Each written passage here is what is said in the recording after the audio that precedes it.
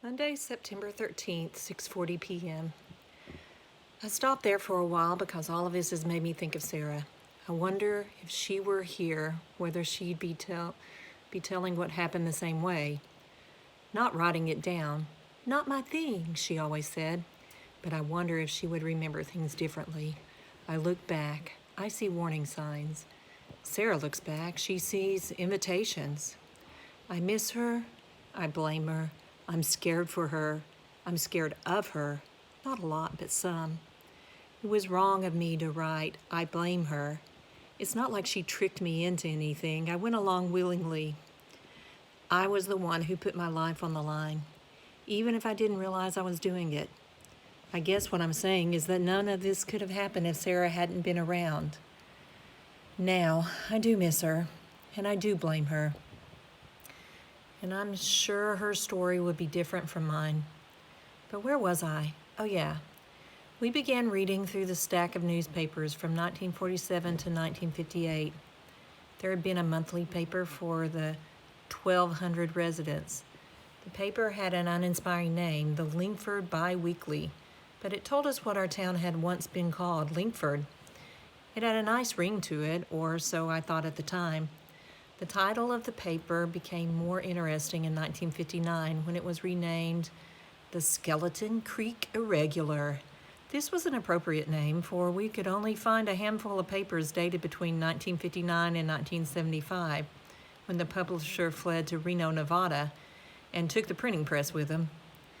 Linkford sat alone on a long, empty road at the bottom of a forested mountain in the western state of Oregon. It surprised us to discover that an official from the New York Gold and Silver Company had suggested the town name be changed to Skeleton Creek. Actually, we were fairly dumbstruck that anyone from New York would take an interest in our town at all. Why in the world would a big city mining company want to change the name of the town? I remember asking Sarah, "It's that monstrous machine in the woods," she answered. "The dredge. I bet that has something to do with it. They probably owned it."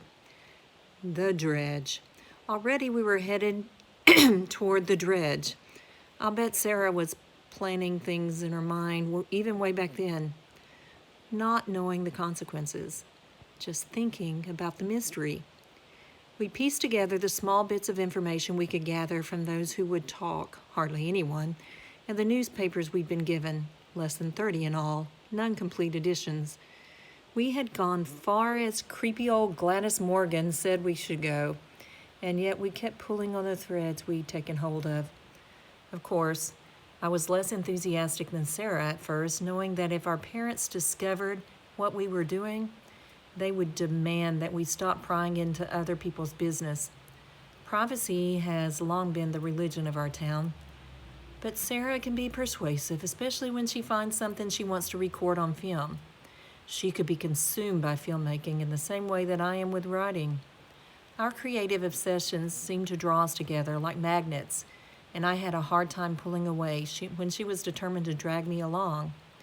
And so we kept digging. Of course, I know where all of this is going. I just have to get it down on paper one last time.